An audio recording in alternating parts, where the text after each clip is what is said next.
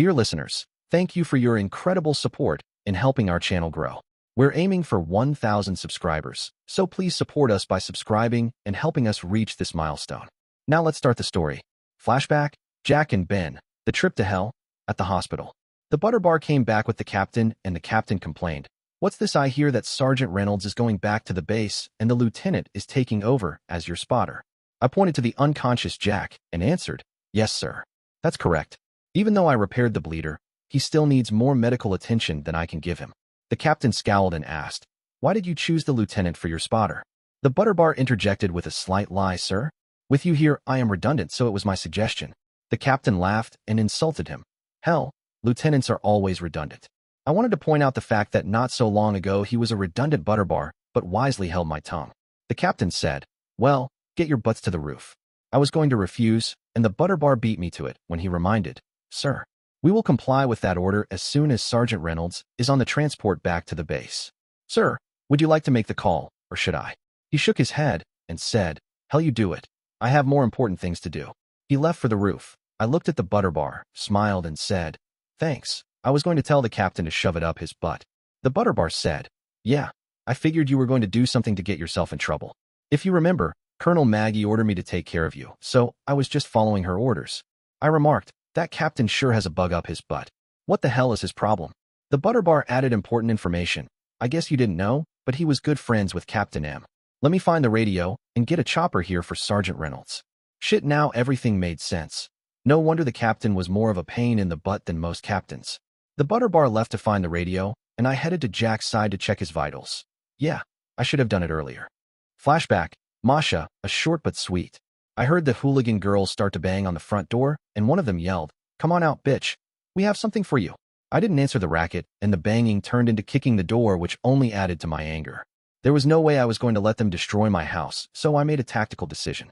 I checked one of Jack's 1911s to make sure it was loaded and had a round in the chamber, then I tucked it into the waistband of my pants. The banging on the front door continued as I grabbed the Remington 870 shotgun, made sure it was fully loaded. I moved the table I had placed against the door out of the way, opened the door, stepped into the hallway, and worked my way to the front room, staying as far away from the door as possible. The hooligan girls finally broke the door and they flew into the house, but I had the Remington 870 pointed directly at them. The ones in the front stopped so quickly the ones behind them didn't, and they all fell to the floor in a huge mess. I kept the Remington 870 trained on them and said, "I should do the world a favor and kill all of you." The mouthiest leader made a mistake since she laughed and taunted, "You don't have the balls to do that." She then stood up, pulled out a knife, and rushed me. I was smart enough to be across the room from them, so I had enough time to pull the trigger. The noise and flash was deafening, and the leader's chest exploded. The other girls jumped up, and one of them yelled in terror, "She's one crazy bitch. Let's get out of here before she shoots us." They ran out the door just as the friendly policeman and 2 other police cars drove up. The friendly policeman came toward the house, while the others chased the hooligan girls. As they approached, one of them said, "Ms. Reynolds, please lower your weapon." I didn't realize I still had it pointed at the mouthy leader. I lowered the weapon, sat on the floor, and began to cry. Then I heard Linda crying, so I left the shotgun on the floor and told the policeman, "I need to get Linda. She's crying." I went back to Jack's gun room, moved Linda out of the way, put the pistol and all the other weapons back into the safe, and locked it. I came out of the room holding Linda, and my house was a flurry of activity. There were more people in my house than I could imagine. The police officer from the station rushed over to me and asked, "Are you okay?" I forced myself not to cry, because I needed to be strong for Linda, and replied, "No, I am not okay. I just killed a girl." He led me over to a chair where I collapsed. Louise ran into the house, saw the dead girl, and said, "I'm glad I called the police when your phone went dead. Wow, you really did protect Linda. You're such a bad." Linda began to coo and held out her hands for Louise, so she took her out of my arms. The police officer from the station said, "Ms. Reynolds, we would like to talk to you about what happened." They asked what seemed like a million questions, which I tried to answer the best I could. But I was dazed and confused and was sure I made many mistakes. I had killed men, but killing a young girl, even a hooligan girl, was different. Finally, the police officer from the station said, "Ms. Reynolds, we have to give this information to the DA, but it appears to be an open and shut case of self-defense to me. So I don't think the prosecutors will file charges against you." I looked around, noticed Jack's shotgun, and the corpse were missing, so I asked 2 questions. What is a DA? And where is my husband's missing shotgun? The policeman apologized. DA is police terminology for the district attorney. They are special prosecutors who work for the government. They have the final decision on whether someone is charged with a crime after we provide all the evidence we can collect. Your husband's shotgun is evidence, so we had to remove it from the scene. I asked, what about the other girls who were with? I pointed the blood on the carpet. He said, thankfully we captured all of them, and they are going back to jail to be charged for many new crimes. I continued to look at the blood stain on the carpet and asked, who will clean up that mess? The nice policeman admitted, unfortunately, that task falls on your shoulders. I looked around, noticed that Louise and Linda were missing, and I was very depressed. I was sure that Louise would never bring Linda here again. Once again, my days would be lonely and more depressing. I changed my clothes to old work clothes, took out a bucket and some cleaners, and began to clean up the dead girl's blood. Then I had an incredible surprise. Flashback, Jennifer and Glenn, on the way to the shrink. I thought about Daddy's reaction when I told him I was going to be a goth and realized something. I had a weapon which I could use against him, and I was sure it would also work with Daniela, if I ever needed it. I never guessed that Daddy would be so bothered by my looks. Heck, I guess I assumed he never cared about my looks. This was a revelation for me. I practically pleaded, Daddy, can we stop by the BX before the meeting with the frickin' shrink? It's embarrassing wearing this dress. Daddy shot down my idea when he said, Jennifer, unfortunately we are late already, so we can't stop before the appointment, but we can stop afterwards before I take you home. And young lady, you need to fix your attitude about the psychologist. Rats, double rats and triple rats. Daddy was being a pain in the rear. Then I thought of something that would seem to placate him, but allowed me to slightly twist the emotional knife, and said, okay, Daddy, I understand. I would like to stop after the shrinkologist does his brain salad surgery on us. Yep, I had a plan. Daddy's little princess was going on the warpath. We arrived at the shrink's office. I started to get out of the car and purposely tore the sleeve of my dress on the door handle. Daddy asked, what was that? I pretended to be bothered by the damage and said, your stupid car ripped my dress. He simply answered, don't worry, I'm sure Daniela can fix it. I knew better than to believe that since I knew when I was finished with this dress, it wouldn't even be fit for rags. We walked into the office and I begged, Daddy, can I have a cup of coffee? He looked at the nurse and asked, is there any coffee around here? The nurse said, I will bring you some immediately, sir. Daddy informed her, oh no, it's for my daughter. She smiled at me and said, you look like such a nice young lady. It's so unusual to see young ladies wear dresses these days. What do you take in your coffee? I thought for a moment and shocked her and Daddy when I said, I like it hot and black like Satan's heart. She sputtered but managed to say, well, let me get it for you. When she left, Daddy scolded me. Jennifer, why in the hell did you say that? I countered, I guess you're right. I should have used your favorite saying, hot and black like I like my women. Daddy glared at me and I knew my plan was working. The nurse came back with the coffee, but when she tried to hand it to me, I accidentally let it slip through my fingers and all over my dress. I jumped and yelled, son of a sea biscuit. What in the heck did you do that for? That was frickin' hot. The nurse apologized profusely and asked, can I get you another cup? I was going to say yes, but the shrink came out and said, Glenn and Jennifer, we're ready for you. We walk into his office and he asked, Jennifer, what happened to your dress? I complained, your frickin' nurse spilled hot coffee on it. Then I added, you don't suppose I could go to the bathroom and try to clean it up, do you? The shrink smiled at me and agreed. That would be fine, Jennifer, since it will give me time to talk to Glenn alone. I almost ran to the bathroom, took off the dress, threw it in the sink, and ran a bunch of hot water on it. Then I pulled it out, twisted the heck out of it to drain out most of the water, and put it under the hot air hand dryer. It was almost dry when the nurse knocked on the door and announced, Jennifer, the doctor is waiting to see you. I started putting on the dress, just as I had planned, but the hot water had made it shrink, making it incredibly difficult to get into. When I looked in the mirror, I was stunned. The dress was now way too tight and much shorter than before, making me look completely different. I opened the bathroom door, and the nurse took one look at me and said, Jennifer, what happened to you?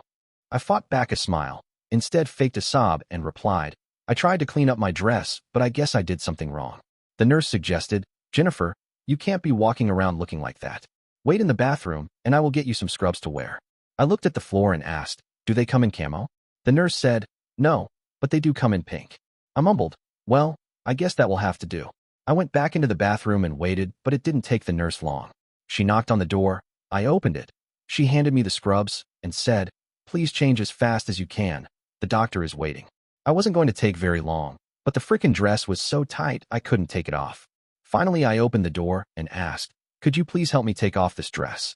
The nurse came in the bathroom. We both struggled with the dress, then I heard a ripping sound, and the nurse said, Jennifer, I'm sorry, but I ripped the zipper out of your pretty dress. I once again feigned sadness and said, I guess that's not too bad. It's just mother bought this dress for me, and now it's ruined. The nurse offered, Jennifer, I feel so bad about this. How about I buy you a new dress? I countered, sorry ma'am, but there's no way to replace this dress because like I mentioned earlier, my mother gave it to me. I was finally able to get out the frickin' dress and into the scrubs. I walked out of the bathroom. Daddy took one look at me and asked, Jennifer, what happened? The nurse began to explain it to Daddy and even showed him the dress while I walked into the shrink's office. He started to ask me questions which I decided I would reply with the worst answers I could think of. Flashback, Alexei, at the laboratory. The minute I turned away from the grill which restrained Chow Mein to look at the psychologist, she launched her attack. She hit the grill with a resounding bang, which startled me, and I dropped the syringe. The psychologist ran toward the syringe and reached it just as Chow Mein totally violated the grill. I waited in dread for her impending attack, but was shocked when she leapt over me and onto the back of the psychologist. He began to shriek like a little girl as Chow Main's fangs found the folds of fat on his back. He gyrated like crazy trying to unseat Chow Mein, but she had her claws and teeth clamped on his back. He yelled, Alexei, quick the syringe. Kill this devil cat. I reached the syringe and made a decision. I stuck it in Chow Mein, injected half of the Thorazine into her, then jammed it through her and into the psychologist where I emptied the rest of the Thorazine syringe into him. I backed up and waited. Chow Mein began to loosen her hold on the psychologist until they both slumped to the floor. The psychologist fell on top of Chow Mein, who let out one final and pathetic yowl. Flashback, Mira and Ira, back in Kazakhstan. Ira set a furious pace away from the scene of our pretend demise. I could barely keep pace with her. While having some difficulty breathing, I posed a question. Ira, do you feel we should be translocating to lower ground? Isn't that the most logical escape route? Ira replied without slowing. Mira, that is currently not a concern of mine. My greatest concern is to put the greatest distance possible between us and Kostia. Once I feel we have reached that distance, then we will alter our course. Now concentrate on your breathing as not to impede our progress. I listened to Ira's admonition and attempted obedience even though I was not sure it was correct. Flashback, Todd, on the mission. I was stunned, not just by the blast from what had to be a suicide vest on the woman whose foot I touched. I was stunned that the scumsucker would do that to a woman. He needed to die. Thank God I was on the ground when I touched her, and thank him again that she jumped up when she was startled. Most of the blast went over the top of me. I just had to deal with the heat and the damage to my hearing.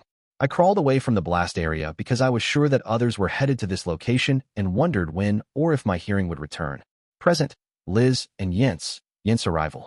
We had a great team meeting last night. If you didn't include everyone congratulating me, and then of course asking where Bernie was. Finally, I had my fill of it, and yelled at everyone to mind their own business. They looked shocked, so of course then I had to apologize. I told everyone about the nasty trick Mira played on Glenn, and how Glenn called Jens, and Jens threw Ben out. Glenn, who was at the meeting, apologized profusely and promised to make things right. The general consensus was that Mira planned this during her time at the cabin, which pissed everyone off, and we decided to do something about it. Glenn then told us about the crime scene at the abandoned building and how he was sure that Mira, Ira, Alexei and Safia had been abducted. He started to get a bit too graphic, and we asked him to keep the rest of the information to himself. Glenn mentioned that the CBI had contacted the FBI, and there was going to be a nationwide hunt for them.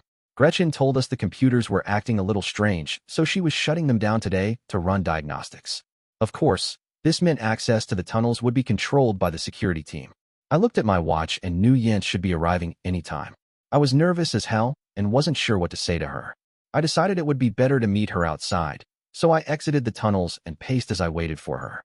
A vehicle I hadn't seen before drove up, and, oh hell no, it's my estranged fiancé, Bernie, and this is the worst possible time for him to arrive. He stops the SUV, gets out of it holding a huge bouquet of roses, walks over to me, and says, Liz, I'm sorry as hell about the fight.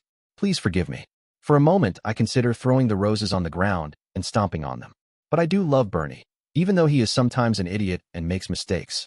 But then most men suffer from those problems. I recognize the hope in his eyes, so I smile at him and reply, Thanks for the roses. This will go part of the way of fixing the problems. But do you know what will completely fix the problem? Bernie returns my smile and offers, Yes, Liz, I know. I brought my luggage in our new Jeep, and I will be staying in the tunnels with you on one condition. I frown and threaten, Bernie, I don't think you're in any position to set the conditions. Then I remember what he said and ask, Did you say our Jeep? Bernie says, Liz, please listen to my condition before you get upset. All I want to do is make sure we get out of the tunnels for at least an hour walk each day. And yes, I did say our Jeep. I went to Denver and bought it yesterday. Then I packed up all the things from the hotel, including your new wedding dress, and came here. I run to Bernie and hug him. He hugs me so hard it hurts. In the midst of our embrace, we don't hear another car drive up. We are interrupted when we heard, "Geez, you two, get a frickin' hotel room." I pull away, look over, and Jens is here. I drag Bernie by the hand to meet her, hug her, and ask, "How are you doing?" I see her fight back tears as she says, "Liz, I'm really sick. All I want to do is eat something and go to sleep." Bernie says, "Liz, go with Jens. I will take care of everything else." Jens looks at the cabin and says, "Those freaking girls are going to pay for this." I try to comfort her. "Jens, they're gone, and you need to concentrate on more important things." Jens interrupts. "Yeah, like finding and killing Miranda." "Liz, how could you have those two working for you?" I take Jens' hand. We walk toward the garage, and I tell her, "Jens, according to your father, someone might have beaten you to that. It looks like they were abducted." Jens spits. "Good, I hope they get what they deserve." "Wait, Daddy is here?" I answer, "Yes, he showed up last night with the information about the twins." We reach the garage. Jens sees the security guards and asks, "What's going on? Is something wrong with the computer system?" I tell her, "Don't worry about it. Gretchen is taking care of it." We head to the dining hall. Mabel comes out, hugs Jens, and says, "Sit down and let me get you some food." We sit down. Mabel brings out 2 big plates of food, sets one in front of Jens, the other in front of me, and orders, "Liz, you need to eat better now that you're eating for 2. Jens drops her fork, looks at me, and remarks, "Liz, why didn't you tell me you're preggers?" "Geez, I guess when I fixed you, I really fixed you. This is great news." I smile at Jens and say, "I was going to tell you, but I didn't want you to be upset." Jens swears, "Liz, what in the frackin' heck were you thinking? This is more important than anything other than finding Ben. So how far along are you?" I smile and answer, "Jens, we don't know. We just found out the other day, and I haven't been to a gynecologist yet." Jens orders, "Well, that's the first thing we need to do tomorrow. But right now I'm tired and need to try to sleep." We thank Mabel for the food, and I walk with her toward her room. We get to her room, open her door, walk in, and Jens complains as I almost lose the breakfast Mabel gave me. "What in the heck is that terrible smell?" I step outside the room to catch my breath and hear Jens swear, "Those biatches. One of them took a dump on my pillow, and not only that, they stole my picture of Ben. Now I'm really pissed off. I will terminate then with the most extreme prejudice." I look back into the room, and sure enough, there's a huge turd on Jens' pillow. I suggest, "Jens, there's lots of extra rooms. Why don't you take one of them for the night until we get your room cleaned?" Jens breaks down, begins to cry. I bravely hold my breath, head back into her room, and lead her to a different empty room. I tuck her in and say, "Jens, try to get some sleep. It will all be better when you wake up." Jens asks, "Liz, do you have one of your sleeping pills?" I hadn't taken any for a long time other than, shit, I forgot about being preggers and took one last night when Bernie wasn't here. One more thing I need to talk to a gynecologist about. I say, "Jens, let me go and get one of them for you." I head to my room, which is adjacent to Jens, see that Bernie has already brought his suitcase and the mannequin with the wedding dress into our room, and I decide I deserve it. I practically laugh when I see the mannequin face towards the wall. Bernie is such a kidder. I get a sleeping pill for Jens, go back to her room, carefully open the door, and see that she's already sleeping. It's good because the pills can leave you groggy as hell. I leave to go find Bernie to see how sorry he is. Present, Bernie, at the cabin. I could have been a real shit about Liz, ultimatum to me, just like she was to me. But I decide to take one for the relationship because I know Liz, and in the long run, it will pay off. So I swallowed my pride and came to live in the tunnels, even though I hated them. I was talking to Mabel when Liz comes up and says, "Bernie, I wondered where you were. I hope you know I'm the only one here eating for 2. I smile at Liz and reply, "Don't worry, my love. I was just catching up on the going-ons with Mabel. You do realize she knows everything around here. She is almost like information central." Liz grins and says, "Yes, she even knew about our baby before I told her. But if you're through talking with her, I'd like to have a word with you in our room." From the look in Liz's eyes, I could tell my coming to the cabin was already going to pay off. Present, Samantha, working on things. I finished the very long shower, and I'm thankful that Stacy had a commercial water heater installed and make up my mind to do the same at I still can't believe it, my castle. I remember Stacy's admonition about my financials and decide I need to meet with Bill to start the project of renovating my castle. I leave my room and realize I don't have any way to contact Bill. He always seems to be available when Stacy needs him. So I decide to stop by Stacy's room and see if she can help me with contacting Bill. Present, Stacy, waking up. I wake up, turn over, and the first thing I see is the picture of Ben that I stole from Jennifer's UGH. room in the tunnels. I chuckle and wonder if the bitch is home yet, and if she discovered the gift I left her on the pillow. I jump out of bed, take a long hot shower, and go to find Samantha. I walk out of my bathroom, and she's waiting for me. We hug and Sam asks, Stacy, how do I contact Bill so I can start on the renovation of my castle and begin setting up the Wi-Fi in Leadville? I pull back and say, Sam, here is his mobile phone number. He always answers when I call him, and I will tell him he needs to make sure he also answers if you call. I pause and then asks a question. So how was the crime scene? Sam begins to waffle, so I realize she's not comfortable talking about it, but she says, Bill was certainly correct. It was a good thing you didn't see it, and that's all I'm going to say. I notice Sam's crappy clothes and ask, what's going on with your clothes? Sam looks a little sick and answers, Stacy, my normal clothes, the ones I like to wear. Well, how do I explain this? I felt so dirty after taking the video of the crime scene. I threw them in the trash.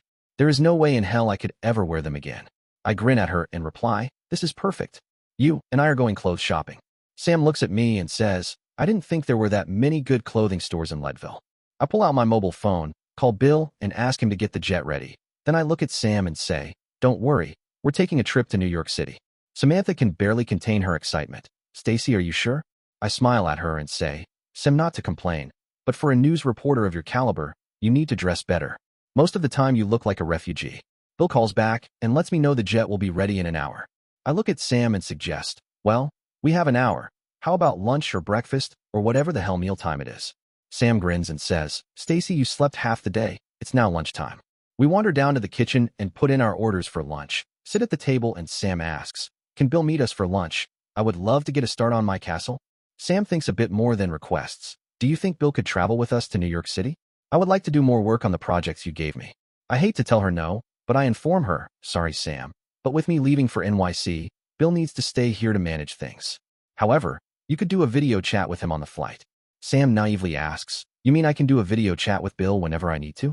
I think for a few moments before answering and make a decision. Sam, I seem to keep Bill busy. Perhaps you need a man Friday for yourself? Sam gives me a perplexed look which slowly shifts to a look of hope and asks, Stacy, do you think I could afford someone like Bill? I know the exorbitant amount of money I pay Bill, so I ponder things for a moment. Remember the many ex-military that Bill has told me about that need a good job and answer, Sam, we need to talk to Bill, but we might be able to find someone for you. Sam says, Stacy, you're too good to me. I answer, Sam, that's what friends are for. Present, Inga, Jack, Tom, Masha, and the children, flying back to Leadville. I do love it when men posture, trying to prove who is the better man, especially in this case because it's going to be a pistol shooting contest, which I excel at.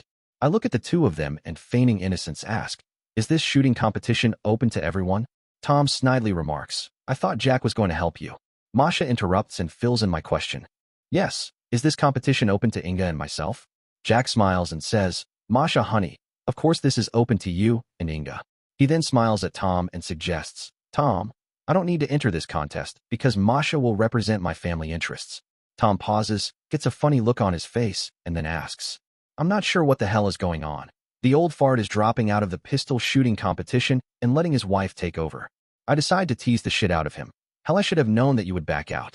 Jack laughs and surprises me when he says, shit Tom, you're going to get your butt kicked. I'm a hell of a shot with a pistol, but Masha is at least twice as good as I am. Inga interjects, then I guess it will be a contest between me and Masha, because I've seen you shoot Tom, and I know I can beat you. I counter, yeah, in a battle situation you're pretty good, but shooting at targets is different. Jack laughs and adds, did I forget to tell you, there's a Hogan's Alley at Ben's cabin. I grin at them and say, I never meet a Hogan's Alley I didn't like. Jack laughs like crazy, Masha joins in, and Jack says, hell, you've never seen one of Ben's Hogan's Alley. Masha pulls up her pants leg, shows a scar on her leg and adds, Jack is correct. I got this scar the first time I went through Ben's Hogan's Alley. If you don't kill the bad guys, they hurt you. Suddenly, I'm not so sure about winning this battle, let alone the war, but I put on my game face. Hell, if a woman finished it, it can't be that bad. Jack asks, like a typical Marine, I don't suppose you'd like a little side wager on this. I smile at him and reply, no problem. What do you want to lose? Jack says, how about a bottle of Knob Creek bourbon?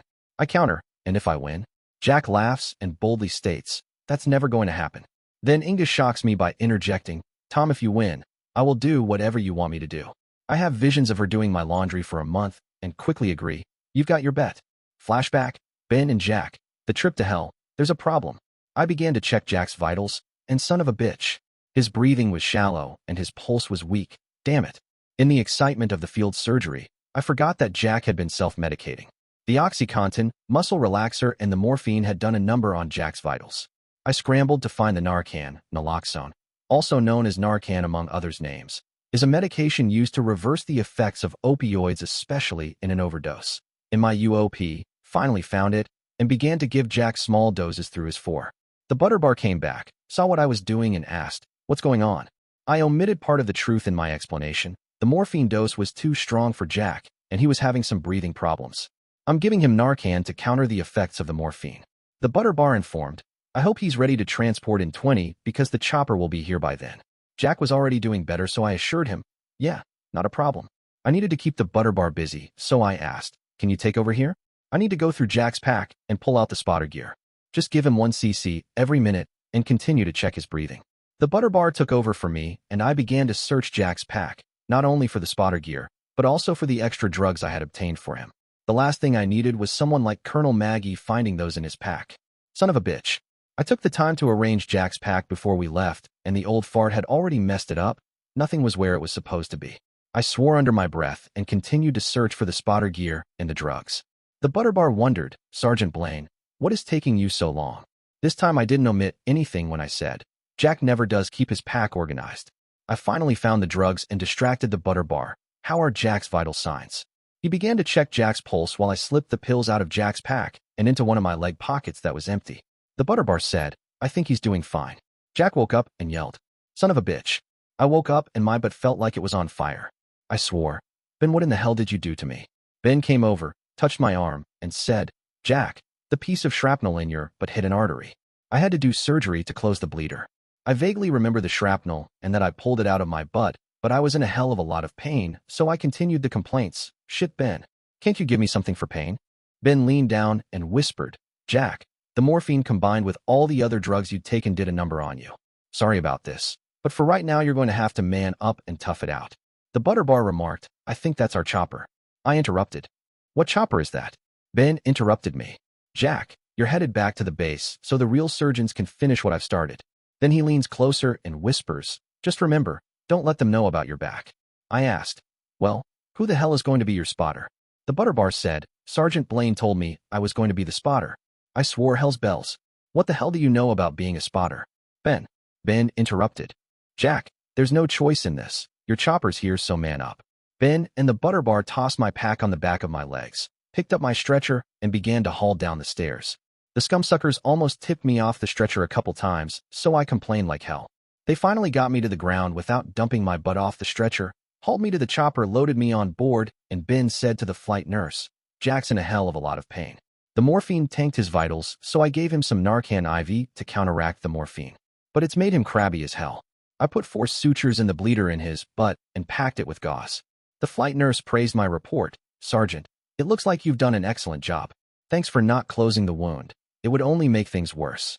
Don't worry, I will take good care of your friend." I complained, "I'm not crabby when I'm not in pain." Ben shook my hand and said, "Godspeed, Jack. Don't worry about me." He left with the butter bar, and I asked, "Hey, how about something for pain?" The nurse replied, "Sorry, but with the Narcan in your system, it wouldn't work anyway." Son of a bitch, Ben did it to me again. Flashback, Masha, a pleasant surprise. I started to clean the blood from the dead teenage girl off my carpet when I heard a car drive up. I was concerned it might be some of the hooligans come to harass me again. I briefly thought about getting another shotgun out of Jack's safe, but decided to look out the window instead and was happy with that decision. Jack's car was in the driveway, and several other cars were parked along the curb in front of my house. I watched as Louise, Linda, several other women, and Michael exited the additional cars. What were they doing here? And I certainly did not look presentable for company, not while in my work clothes. Louise led them to the front door, which was destroyed, knocked on the door, stuck her head inside, and said, "Masha, do you mind if we come in? I've brought some friends to help clean up your house and fix your door." I sputtered, "Louise, I. Louise laughed and said, "Come on in, everyone, and meet my adopted Aunt Masha." They walked into my house and Louise began the introductions. "Masha, this is Gwen and her boy George, Brenda, and her girl Tina, and of course you know Michael. Everyone, this is my badass Aunt Masha." The women came over, hugged me, and kissed me on the cheek. Michael said, "It looks like I need to get to work fixing the front door." I didn't notice it, but he had a toolbox with him, so he walked over to the front door and said, "Wow, they really messed this up, but don't worry, I can fix it, at least for tonight." He began to work, and the other women asked, "Masha, tell us what happened." Louise interrupted, "First, Masha, let me take those cleaning items from you. I will get started on your carpet and wall." I looked and then noticed the wall. It was a huge mess. I told Gwen and Brenda what happened. It was very hard, and I cried several times. They both hugged me and told me how I was a hero and kept calling me a badass. Their children played with each other and Linda while I spoke with their mothers. Louise came over and said, "All done, Masha. How does it look?" I looked at the rug and the wall, and they were practically perfect. I didn't want to appear insensitive, so I lied. "Louise, thank you. They look great." However, I knew I would later perform a more thorough cleaning job. Louise smiled and said, "The pizza should be here anytime. Do you have some wine in your fridge?" I responded, "Louise, I'm not sure." She went to the fridge, pulled out 2 bottles, and said, "This should be good enough for us." Michael came over and said, "Ms. Reynolds, I did the best I could on your door, and it should be fine for tonight. I will call a friend who is a carpenter tomorrow and get him to replace your door." I began to cry. Louise hugged me and asked, "Masha, what's wrong?" I blubbered, I can't believe you all did this for me. I hardly know you." Louise giggled and said, "Masha, don't be silly. You're my aunt, and Gwen and Brenda were impressed and wanted to meet you and hopefully become your friends." Gwen and Brenda confirmed what Louise said. We were interrupted by a knock on the front door. I was startled and jumped, and Michael said, "Don't worry, it's only the pizza." He paid for the pizza, brought it in the house, and said, "I hope you all like Hawaiian pizza." The pizza was different than I had ever had. It had pineapple on it, but was very good.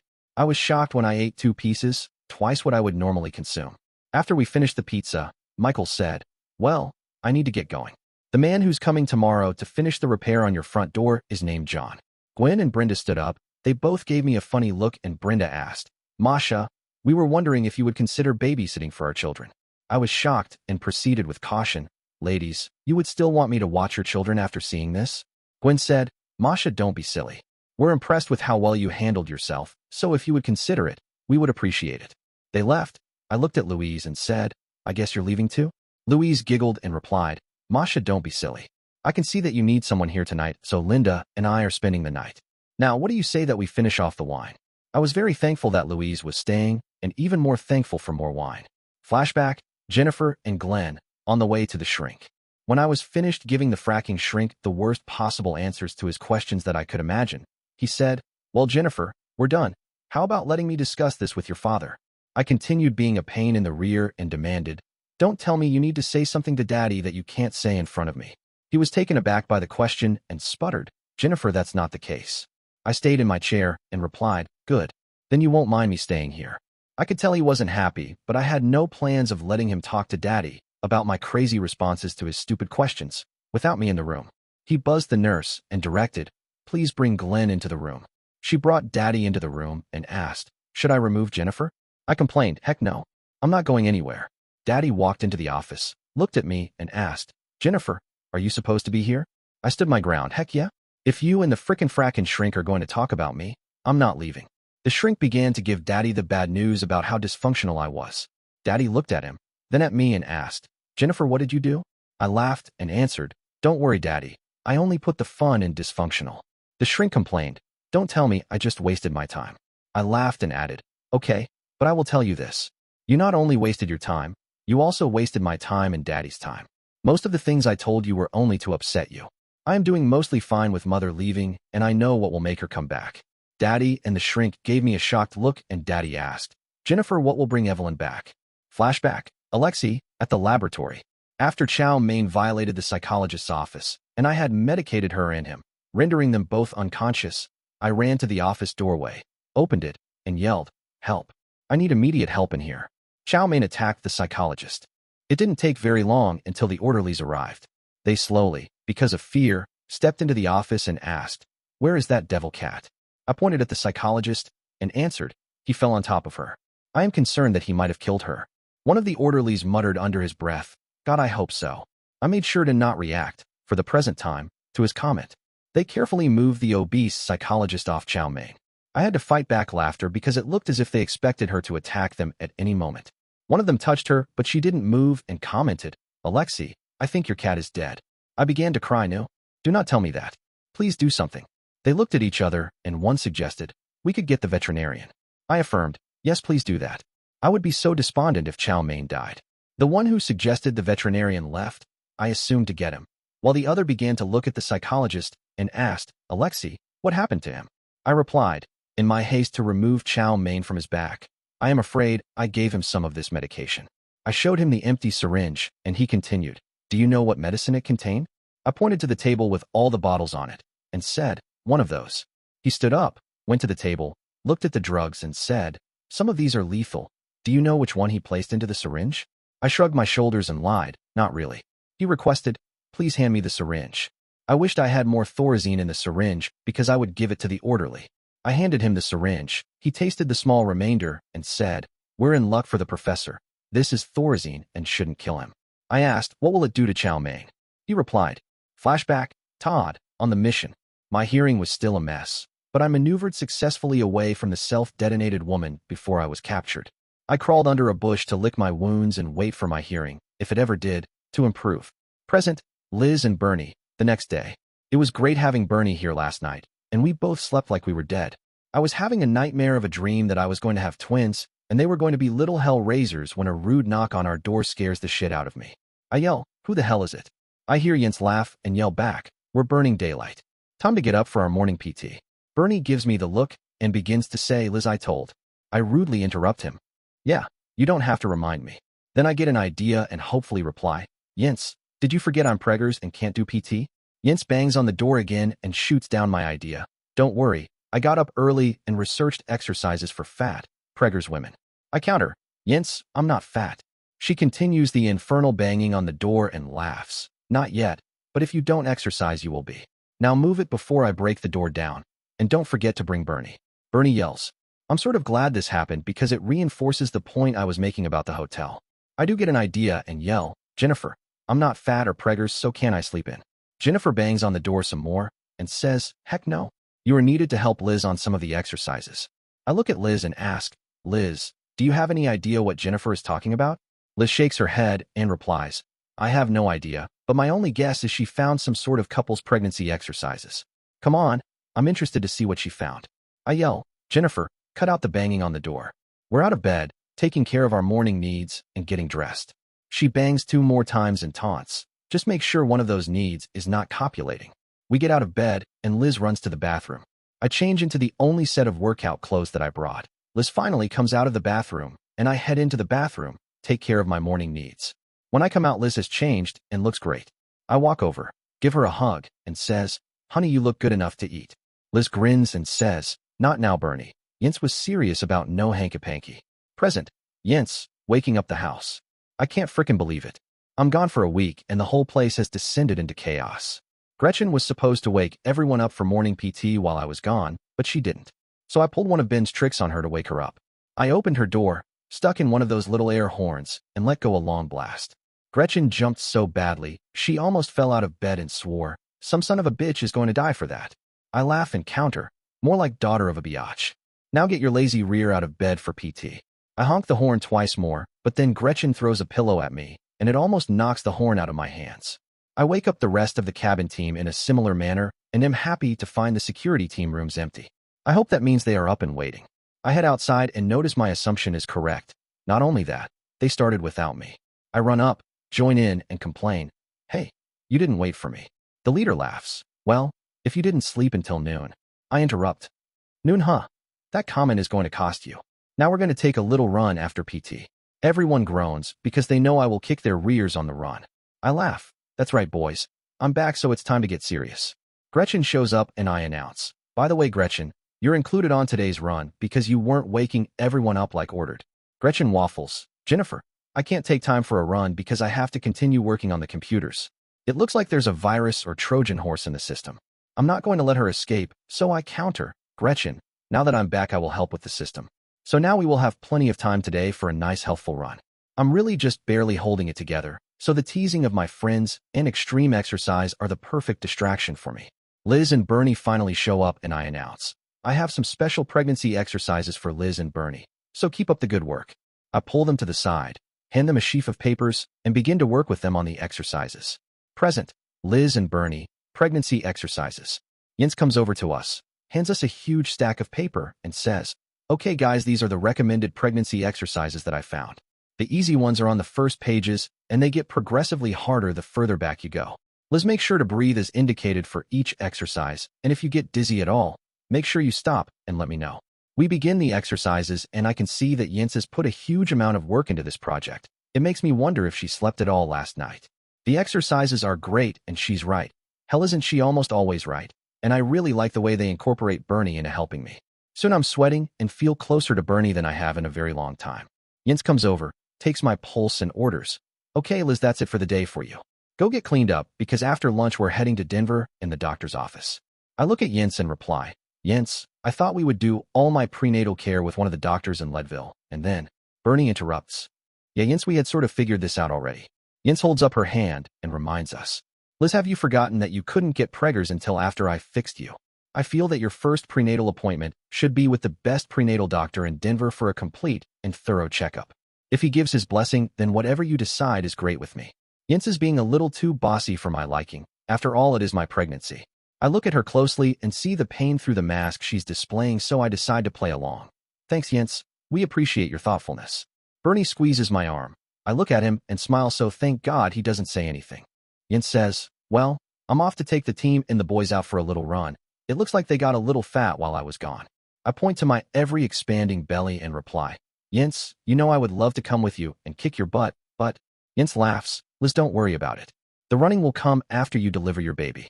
She grabs her gear, rallies everyone, and Jens takes off at a blistering pace. They immediately begin to complain, which Jens answers with an evil laugh. Bernie looks at me and asks, "I sure as hell don't like the way Jennifer is trying to run our pregnancy." I was going to say something to her about it, but the look Liz gave me stopped me. Now with Jennifer gone, I ask, "Liz, what the hell are you doing, letting Jennifer make plans for our pregnancy?" Liz explains, "Bernie, Jens is really hurting, and she did it to distract herself from the situation she created with Ben. Please, can we humor her some? Besides, it is a good idea." I smile at Liz and say, "How about we head down to our shower?" Liz grins and replies, "Bernie, I never thought you would ask." Present, Liz and Bernie, the rest of the morning. We had a great shower and then a fantastic breakfast, thanks of course to Mabel. Bernie set up a hammock between a couple of the trees, and we were outside lounging and waiting for Jens to come back from the run. Bernie asks, "Liz, have you been thinking about baby names?" I confess, "Sorry, Bernie. This whole idea of having a baby is so new to me, I haven't even begun to think about names." Bernie starts to say something, then laughs and points, "It looks like it's a good thing you didn't go running with Jennifer." I follow his arm and see Jens and Sharik run into the clearing. They run up to us, and Jens says, "That really looks comfortable. I wish I had thought of that idea." Bernie answers, "My main reason for setting up the hammock was to avoid being in the tunnels. I really do hate being in the tunnels, so I guess I'm a little claustrophobic." Jennifer praises us on the good idea, and I reply, "Thanks, Jennifer. Not to offend you, but I really hate living in the tunnels, so this was my attempt at creating a comfortable place outside of the tunnels." Jennifer shocks me when she says, "Yeah, I certainly understand not liking to live in the tunnels. I also hate it, but there's no other choice until they release the cabin from being a crime scene. Once that happens, I will have it rebuilt again." Liz reminds her, "Jens, you do know that insurance won't cover the cost of repair this time because it was an act of arson." Jens pauses, and I can tell she fights back, swearing when she says, "Yeah, those two reprobate teenagers are in big trouble if I ever find them. I will make sure both of them end up in prison." Liz questions, "Jens, do you have enough money to rebuild the cabin?" Jens says, "Yeah, there's no problem with that. Ben and I are pretty well off." Jens notices the security team comes stumbling into the clearing, so she excuses herself. "Sorry, I have to go and give them the ration of caca they deserve." Jens leaves, and I suggest, "Hey Liz, how about a nap before our trip to Denver?" Liz smiles and says, "That sounds wonderful, but do you think we could nap here in the hammock?" I love the idea and reply, "Sure, why the hell not?" We get comfy and soon drop off to sleep to the sound of Jennifer berating everyone. Present, Jens, a ration of caca. I jog over to the finally returning security team, grin at them and taunt, "I thought you were supposed to protect me. How can you do that when you can't even keep up with me?" The leader gasps and complains, "It's this damn altitude. It does a number on us." I laugh and continue, "Don't you dare pull that bogus excuse on me. I've been close to sea level for the past week, and I'm fine. By the frickin' way, where's the cabin team?" One of the security team stragglers comments, "I think they died a few miles back." I giggle and confront them, "What? You're telling me they died and you left them on the trail? Come on, We need to run back and find them. The security team groans, gets up off the ground, and we run back along the trail to find the missing cabin team. Present, Samantha and Stacy, working on things. Stacy calls Bill. He shows up for lunch. The chef brings out our food. We begin to eat, and I ask, Bill, would it be possible to start working on the renovation of my building? Bill smiles and teases me. Don't you mean your castle? I blush and answer, well, I didn't really want to call it that. I was thinking I would like to start with the lower level, especially my and Stacy's rooms. Bill replies, I assume those 2 rooms will be in the turrets? I nod in affirmation, and Bill continues, what is your budget? Stacy answers for me, Bill, I will discuss that with you later. But since we're talking, I was wondering if you know someone with talents similar to yours that could work for Samantha? Bill thinks for a moment or two and says, yeah, I think I know of a great guy that would love the steady work. Stacy continues, Bill, please contact him and see if he can be here tonight by the time we get back. Bill smiles and says, I think you will like him. I know his family will be happy if he can settle down in one steady job. Stacy cautions, Bill, please don't make any promises to him. Bill answers, of course not, Miss Summers, I would never do that. He turns toward me and continues, Miss Stevens, do you have some idea of what you would like to do with your castle?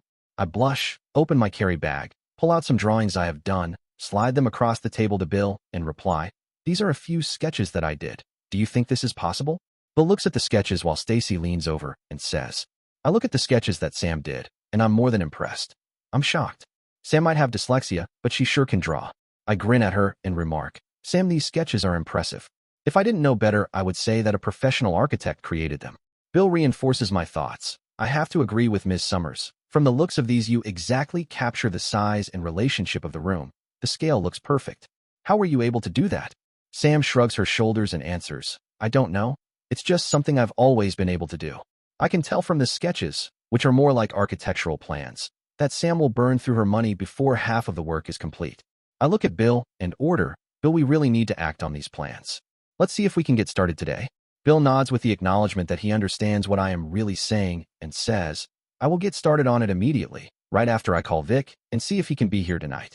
That reminds me, Ms. Summers, would it be possible for us to pick up his travel expenses?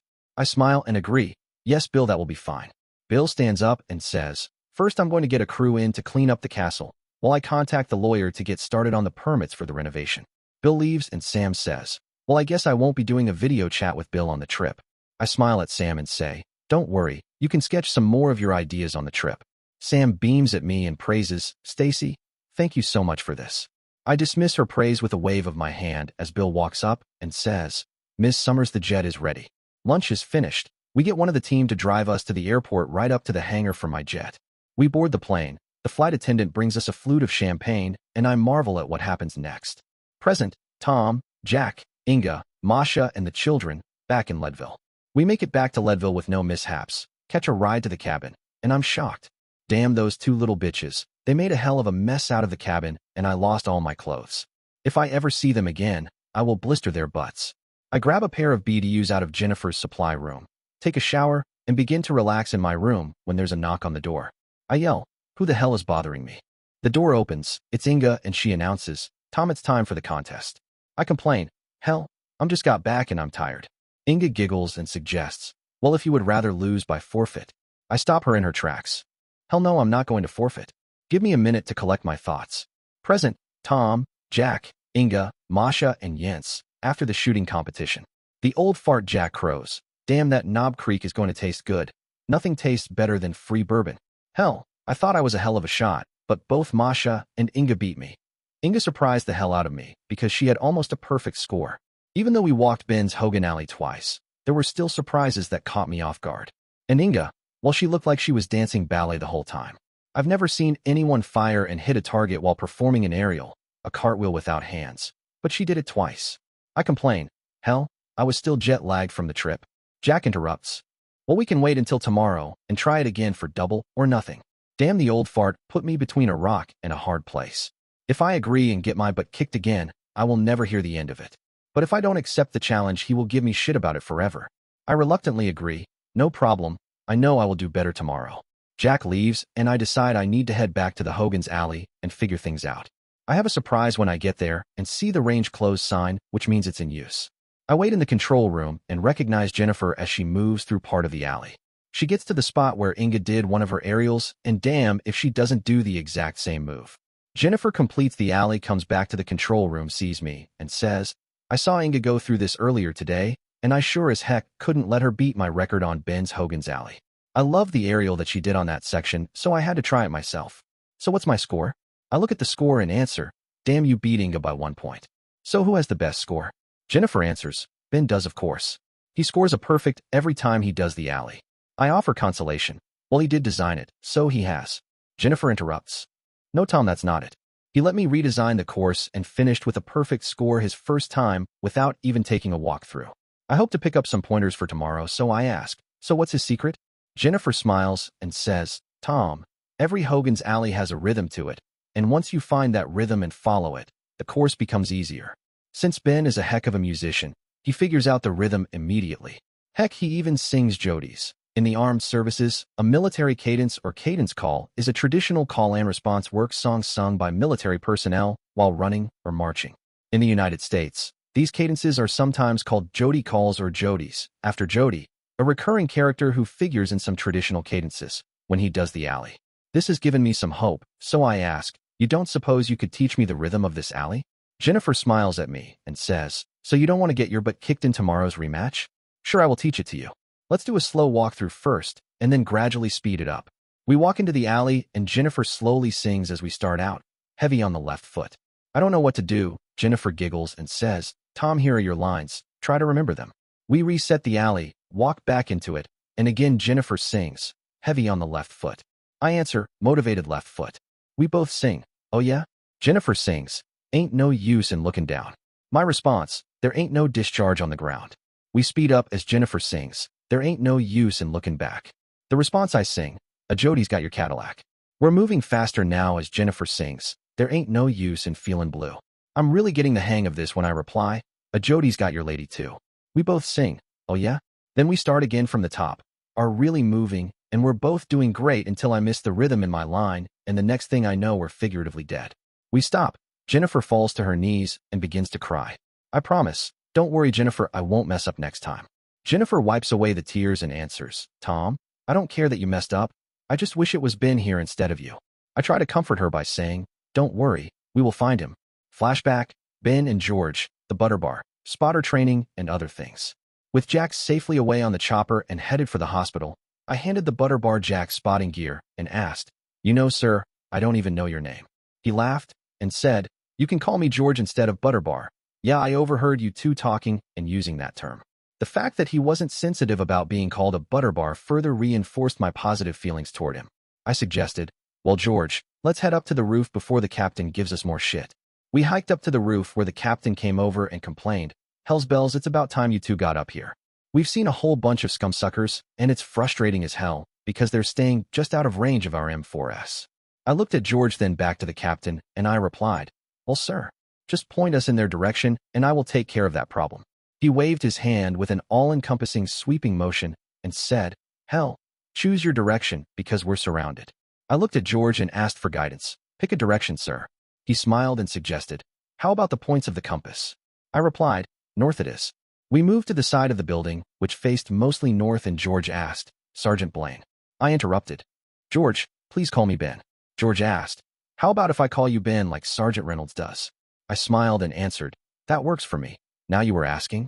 George continued, Ben, what am I supposed to do? I smiled at him and said, George, to be truthful, I don't really need you to do anything. But in the Marines, a sniper always has a spotter. George complained a little.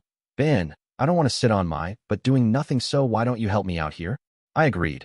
Okay, but I hope you understand I'm not going to let you slow me down. I showed George how to set up the spotting scope, was instructing him on the reticle when the captain came over and once again complained, Sergeant Blaine, when are you going to fire that rifle of yours? I looked at him and answered, immediately, sir. Perhaps you would like to observe through the spotting scope. He muscled George out of the way without asking, began to look through the spotting scope and asked, which one of the scumsuckers are you trying to waste? I pulled up my rifle, easily spotted one of the insurgents and said, 1 o'clock, the insurgent with the RPG. It took the captain forever to find him. He finally said, he's damn far away. I hope you can hit him. Damn, Captain. I decided to show off and called my shot. Keep an eye on his head. I did my breath control, slowly tickled the trigger, my rifle barked, and the insurgent's head exploded. The captain complained. Sergeant Blaine, I thought you were supposed to do chest shots? I had my fill of this captain. Shit, he was worse than Captain M, and if he kept it up he might get his butt fragged. I answered, sir. I wasn't sure your untrained eyes would see a chest shot, and I wanted to make sure I got credit for the kill. He laughed. That's a lame excuse. Now make sure the rest of your shots are chest shots. I wanted to give the captain the one-finger salute, but George, who had taken control of the spotting scope, looked up and interrupted. Sergeant Blaine, you might want to get moving on shooting the other insurgents before they figure out what happened. I looked through my scope and noticed the remainder of the insurgents were looking around, trying to figure out who in the hell shot the RPG idiot, and said, Thank you, sir. You're correct. I began to take out the remaining scumsuckers on the north side of the building until they finally wised up and began to run away. I smoked a couple of them as they retreated while George remarked, Those shots at the running insurgents were incredible. I laughed and said, When you run from a sniper, you only die tired. Which side of the building next? We moved to the opposite side and started again. Flashback, Jack, medevac to the hospital. I continued to complain. Hell's bells, my butt is on fire. Are you sure you can't give me something? The flight nurse said, The only thing I could do is to put some lidocaine in your wound. I interrupted. Hell yeah, please do that. She said, You need to know that at first it will make the pain worse. I frantically said, I don't give a shit. She said, Okay, just remember, you asked for this. I felt her messing around on my butt. Then, oh my God. And things began to go dark. Flashback, Masha, not alone tonight. I was so very happy that Louise and Linda were spending the night with me. There was only one issue. I was concerned that some of the hooligan teenagers might try to return and injure us. As Louise and I finished the bottle of wine, I suggested, Louise, please help me move the couch in front of the door. Louise gave me a funny look and asked, Why Masha? I answered, Even though the police assured me they captured the other hooligan girls, I do not trust them to keep them in jail, and we also do not know if they contacted other of their hooligan friends. The door is not secure, so we will make it more difficult if someone tries to enter our house. Louise and I moved the couch in front of the door, then I said, Louise, I am going in one of the extra bedrooms, and I will come back with several guns. Will this cause you any discomfort? Louise laughed. Hell no, my badass aunt. Louise placed a sing-song emphasis on those two words. I just wish I knew how to shoot so I could help you if you needed it. I replied, In the future we can teach you how to shoot, so do not worry. I opened Jack's safe, removed another shotgun. This one was a Mossberg 500 Mariner and two 1911 style pistols. I verified they were loaded with a round chambered, walked back into the living room with the weapons and suggested, Louise, I am ready to go to sleep. It has been a very hard day for me. Louise yawned and said, That would be great, because wine makes me sleepy. Are Linda and I sleeping in the extra bedroom? I thought for a moment and decided, I will feel safer if you share my bed, and if you do not mind, Linda can sleep on the floor beside the bed. Louise smiled and said, That sounds great. I brought some pajamas from the store. Let me go to the bathroom, clean up Linda and myself, and change into them. Louise and Linda went into the bathroom as I took the weapons into the bedroom. I placed the shotgun on top of the headboard where I could easily reach it, put one of the pistols under my pillow, and placed the other one on the bedside table. Then I moved the little mattress I had for Linda beside Louise's side of the bed and waited for Louise to finish. She came out of the bathroom, walked into the bedroom, and said, Thanks for moving Linda's mattress. She placed Linda on the mattress, and she almost immediately fell to sleep. I said, I'll take my turn in the bathroom. I took care of my bathroom needs, came out of the bathroom, and Louise was fast asleep. I carefully crawled into the bed, closed my eyes, and tried to sleep. However, sleep did not come for many hours. I continued to see the hooligan girl I killed. Flashback, Jennifer and Glenn, on the way to the shrink. When I told Daddy and the frickin' shrink I knew exactly how to get Mother to come back, I had their rapt attention. Daddy asked, Jennifer, what will bring Evelyn back? I faked a bored yawn and said, Daddy, this is so easy, I'm shocked you didn't think of it. I purposefully didn't answer Daddy since I wanted to give him heck for forcing me to come to this frickin' shrink. Daddy looked frustrated and said, Jennifer, are you going to tell me or not? I giggled and said, I guess you have waited long enough. It's easy peasy. All I have to do is to perform in another ballet, and Mother will return. Daddy smiled and accused me. Jennifer, you are so devious. I giggled and said, Hey, blame yourself, you taught me. The frickin' shrink interjected, Glenn, didn't you say Evelyn left because of the housekeeper? How do you plan on handling that situation when she comes back? I had visions of Mother making both of us sick again and complained, Yeah, Daddy, how do you plan on fixing this, because I'm sure as heck not going to eat her food again? Daddy smiled at me and said, Jennifer, that's not your worry, it's mine. I wasn't so sure about my plan now since I hadn't thought about Daniela and Mother being together again. This could be really bad. However, I came to the conclusion I could always become the prima biocherina again and insist that only Daniela prepare my food. Daddy said, "Well, Jennifer, I really like your idea. It's time to go, so how about we stop by the ballet studio and talk to Olga?" It was great to be finished with this shrinkorama, and I was so glad to leave. I did ask, "Daddy, can we stop by the BX after we talk to Olga? I want to buy a few things on the way home." Daddy said, "Sure, my little princess." I threw a fit. "Daddy, that is going to cost you." He laughed and taunted, "Yeah, right. What are you going to do, ground me?" Daddy would regret his princess bovine excrement statement after we got home from the BX. Flashback. Alexei, at the laboratory. I asked the orderly who had determined that I dosed both Chow Mein and the psychologist with Thorazine if he felt that the Thorazine would kill Chow Mein, and controlled my jubilation when he replied, "Unfortunately, Alexei, the Thorazine probably killed Chow Mein." I could sense from the tone in his voice that he was not sad at that fact, so I faked crying. "Chow Mein, my Chow Mein." The orderly moved the psychologist off Chow Mein, reached down, brushed her, and Chow Mein let out a yowl and attacked the orderly's arm. I knew better than to wait around, so I dashed out of the psychologist's office, making sure to slam the door behind me, and then bolted the door on the outside. The orderly frantically yelled and banged on the door, "Alexei, let me out. Chow Mein is biting my butt." But there was no way I was opening that door, not with Chow Mein on the loose again. Just then the veterinary and other orderly returned, and they asked, "What's all the yelling we're hearing?" I replied, "Chow Mein woke up and is attacking the other orderly." The orderly with the psychologist said, "Shit. We need to get him out of there. That devil cat will kill him." He moved toward the door while I declared, "I'm out of here." And I promptly began running. There was no way I wanted to be around that devil cat when the door was opened. At my quick departure, I came up with a truly evil idea and ran toward a specific room. Flashback, Todd, on the mission. I started to hear something, but because my hearing was still slightly messed up, I couldn't really fathom the sound, even though it was familiar. So my best course of action was to stay put and hope that my hearing continued to clear, which it did, albeit much too slowly for my liking. I could finally make sense of the sounds that I heard earlier. It was another group of men on patrol. They were close, much too close to my current location for me to attempt an escape. I hunkered down, made sure my suppressed pistol had a full magazine in it, and hoped they passed without noticing me. Fortune smiled again on me. How many times has that happened this mission? And I heard them moving away from me. From the way they moved and talked, it reminded me of a group of monkeys. I could only surmise that the bull had been restrained. I slipped out behind them and slowly crept up on the last man in line. Present, Jens, Liz, and Bernie. The trip to the gynecologist. I made sure to keep myself busy today, so I wouldn't break down and cry again like I did later in the day in front of Tom. I suppose I should let you know all I've done.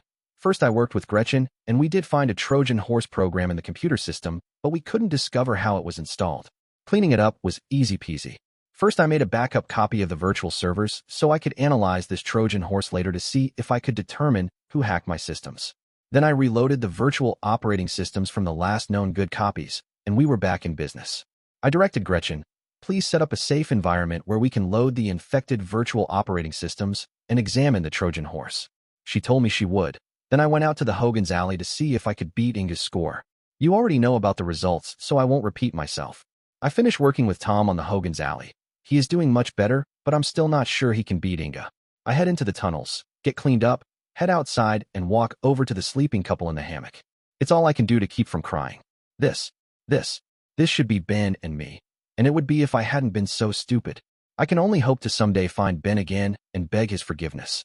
I gently rock the hammock and say, "Time for you two sleepyheads to wake up. We need to get to Denver for your appointment." Liz yawns, stretches, and replies, "Thanks, Jens. It was so nice taking a nap out here. Do we have time for me to stop by the bathroom?" I smile at Liz and answer, "Of course we do." Bernie offers, "Jennifer, why don't I drive us in our new Jeep and you and Liz can catch up on things?" I thank him, "Bernie, that would be great. And while we're in Denver, I would like to stop by my storage building and pick up my Jeep." Bernie says, "No problem. I was surprised you didn't leave it here." I explain, "When we're going to be gone for any length of time, we always store the vehicles off-site. We learned our lesson when Ben's truck and the Cobra he gave me were destroyed during the first attack on the cabin. Now you two hurry up, and I will meet you in the garage." I walk into the garage, but don't have to wait very long until they come back out of the tunnels. Liz asks, "I noticed the security team isn't standing guard anymore, so I ask, I guess you have the computers working again?" Bernie opens the back door for me, and I give him a big kiss for doing that as I climb in the back. Jens climbs in the other side and replies, "Yeah, Gretchen was right. The system had been compromised. I would sure like to know how it happened because we have a heck of a firewall to protect the system." I thought the only way we could be compromised was if someone had physical access to the systems. The craziest thing is all the video surveillance is also missing. Bernie suggests. I've been listening to Jennifer and Liz when Jennifer talks about someone having physical access to the computer system. I remember that we let Stacy into the tunnels. I posed the question, Liz, you don't think that Stacy hacked the computer system when we let her into the tunnels to use the bathroom? Jennifer practically explodes. You did what? Liz interrupts. Yents, don't go on the warpath. Stacy had been very helpful with letting me hire Samantha back and needed to use the bathroom. I didn't think there would be a problem if we let her use the bathroom in the tunnels. Besides, the way you have the computer room concealed, no one can find it. Jennifer says, hold on a minute, let me call Gretchen. Jennifer calls Gretchen, and from the sound of things, the call isn't going well at all for Gretchen. She ends the call and explains, well, now we know who hacked our computer system. Gretchen told me she forgot to close the server room doors when she left for the wedding. Dang it to heck and back again. I leave for a week and things go in the crapper. I try to smooth over the situation. Well, if you can prove it was Stacy, can't you have her arrested? Jennifer thinks for a few moments then says, no, I have a better idea. One that will teach that biatch a heck of a lesson. Jennifer calls Gretchen again, and I can't understand all the technobabble the two of them exchange. Present, Bill, taking care of business. I make the call to Victor, and he is grateful to have the chance to come and interview for the job. I make sure to tell him that the job wasn't guaranteed. Then I begin the lawyers working on the permits to remodel Samantha's castle and our new offices. Damn, Ms. Summers was giving Samantha a hell of a deal, but that is one of the things I really like about working for her. She wasn't like other rich bitches I had worked for that were stingy as hell. In fact, if anything, she was too generous. I wasn't worried though, since she had more money that she could possibly spend in 3 or 4 lifetimes. While waiting for the permits to do the real remodeling work on the castle, I know I could get a crew in to clean the place without incurring the wrath of the zoning commission. Dealing with the zoning commission in Leadville was worse than getting wisdom teeth pulled. To them, everything was historic, so you didn't dare mess up anything without the proper permits. I am looking over the sketches that Miss Stevens did, and am still amazed. I pull out a ruler, began to measure things, and determined the drawings were exactly to scale. This was going to make my job easier because we could bypass hiring an architect to make the drawings. My phone rings and interrupts my thoughts. I answer it, and hear, Bill, this is John. We need you to come to the building immediately. John was the foreman of the cleaning crew, so I ask, what's going on? He says, it's better if you see this. Make sure to bring your camera so you can document everything. Shit, what the hell is going on? I yell to my second in command. I'm going to be up at the castle for a bit. I grab my Nikon, hot-footed up the hill, enter the castle, walk up to John and ask, okay, what do I need to document? He answers, Bill, one of the guys moved some loose floorboards, and we discovered these underneath the floor. They look old, so we didn't want to move them until we called you. I walk over to the missing floorboards and see 2 katanas and 1 Japanese bow. I confirm, John, you did the right thing. I begin to take pictures of the bow and the katana. Once I'm done, I start to reach in the floor to retrieve one of the katanas. Then I remember the zoning commission and decide differently. Hell, for all I know, this could be some sort of historical Japanese bullshit. I take out my phone and call the sheriff. He answers, and I say, Sheriff, this is Bill. I have a cleaning crew working on the old castle building. They came across some items that I don't want to move until you have a chance to document what we found. The sheriff says, okay, I should be there in about 10 minutes. I look at John and order, why don't you guys move to a different area and continue, since I'm going to have the sheriff take control of these items. John moves his crew into one of the turret rooms, and I continue to visually examine the items. The katanas look strangely familiar. I know I've seen pictures of them before, but I can't remember where. The sheriff shows up. Unlike my boss, Ms. Summers, Sheriff Jim and I get along fine. He says, okay, Bill, what the hell did you find? I take him over to the missing floorboards, point and say, there's a couple of katanas and some sort of hybrid Japanese bow. The sheriff squats to get a better look and says, hell, I recognize one of the katanas and the bow. They were the property of a couple of prisoners I had at the jail. The other katana must belong to the sister who freed them. I finally remember where I had seen them and ask, don't tell me you had one of the Sedankina twins locked up in your jail? If you did and lived to talk about it, I'm impressed. They are 2 of the most cold-hearted assassins I have ever studied. Jim replies, yeah, I wasn't there when their sister showed up for the rescue. She beat the hell out of my deputy and let the other 2 out. Thanks for calling me on this. I'm going to take these back to the station and put them with their other gear. I ask, what other gear? Jim continues, you remember the crime scene at the next building, the one at the top of the hill? I nod my affirmation and Sheriff Jim continues, according to the CBI, it looks like a known human trafficking ring captured the whole lot of them. All that was left was their gear, About 100 used condoms and 10 empty bottles of lube. I whistle and remark, damn, I didn't think those two could ever be taken. Jim takes the 2 katanas and the bow and says, well, the CBI has contacted the FBI, and they are looking for not only the human trafficking ring, they are also looking for the Sedankina twins. He looks around and asks, I thought Stacy was moving her offices to the building at the top of the hill. I reply, she is, and we are working on that. But Samantha Stevens is going to renovate this building for her personal dwelling. Jim cautions, don't forget to get the proper permits, or the zoning commission will have me on your butt. I laugh and say, yeah, I remember what happened with the brewery. Don't worry, I've got the lawyers working on the permits for this building and the one on the top of the hill as we speak. Jim begins to walk out, turns and says, I sure like what Stacy is doing since she's come to Leadville. He grins and continues, but don't tell her I said that. I laugh and answer, your secret is safe with me. He leaves, I pull out my phone, call Ms. Summers and explain the situation to her. It's a load off my mind that the Sedankina twins are out of the picture for right now. Present, Samantha and Stacy, the flight to NYC. I am amazed as I watch Samantha. She pulls out a ruler, a normal pencil and a yellow legal pad, and begins to work on her ideas for her castle. If Sam wasn't such a good reporter, I would say she missed her calling. She's working on the facade of the castle while I'm watching over her shoulder and ask, what's that? Pointing to something on the drawing. Sam smiles and says, I know you told me that I couldn't have a moat around my castle. I was just dreaming of someday putting one in. I look at the rendering and say, Sam, I might have been wrong. Now that I see the way you've drawn it, I think it looks like a possibility. Then Samantha proposes a crazy idea. Do you think I could put alligators in the moat? I remind Samantha, while that might work in the summer, alligators are reptiles and they would either die in the winter or sleep, so I don't think it would do any good. She laughs and agrees. Yeah, I guess you're right. I just want to be safe when I'm in my castle. I remind her, well, that's what security teams are for. My phone rings. It's a secure call from Bill. I go secure, answer it, and hear, Miss Summers, it appears they have discovered the virus you planted in Jennifer's computers. I ask, is there any way for them to trace it back to us?